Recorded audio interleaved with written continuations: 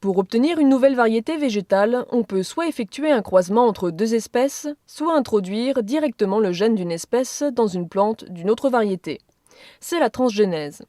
L'avantage de cette dernière méthode, un gain de temps et d'efficacité. Si j'ai le gène complet, disons que je l'ai isolé par exemple d'une variété un peu exotique finalement, proche des espèces sauvages, mais qui a une très bonne résistance à une maladie. Je veux pouvoir l'introduire dans un blé élite qui par ailleurs a une très bonne qualité boulangère et d'autres qualités.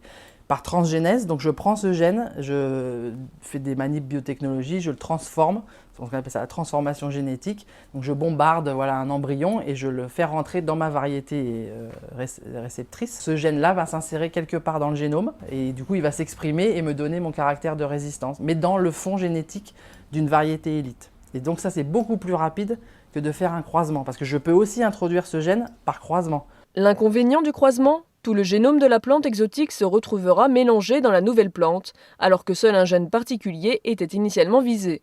Il faudra donc faire le tri, et cela prend du temps. Pour nous, c'est purement un outil. C'est comme toute technologie. Une technologie en soi, elle n'est ni bonne ni mauvaise. C'est l'usage que l'on en fait qui peut être bon ou mauvais. Et c'est pour ça qu'on a toujours milité pour que cette technologie-là soit encadrée. De la même manière que l'on est très supporter des systèmes d'autorisation de mise en marché avec contrôle de l'État, nous, on est aussi tout à fait d'accord pour que ce type de technologie soit encadré. Mais la transgénèse qui fabrique les OGM n'est pas encore acceptée par la société.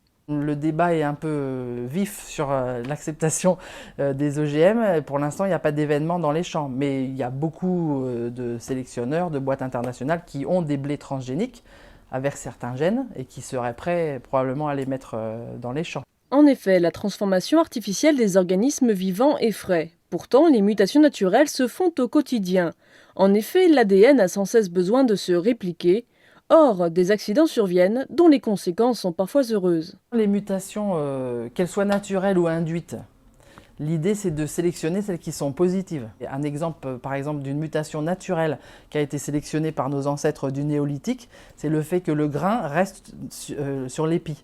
C'est-à-dire que les blés sauvages ont des épis qui se cassent et qui tombent par terre, parce qu'une plante sauvage, son intérêt, c'est de se disséminer le plus possible sur un plus grand territoire. Donc nos ancêtres du néolithique qui n'étaient pas idiots, ils ont dit que c'était plus facile de récupérer les grains quand ils restaient sur l'épi que de se pencher pour les ramasser par terre. Et donc du coup, ils ont sélectionné cette plante-là. Le travail du sélectionneur, ça va être le même. Il va aller regarder dans son champ qu'est-ce qui va lui donner les meilleures caractéristiques.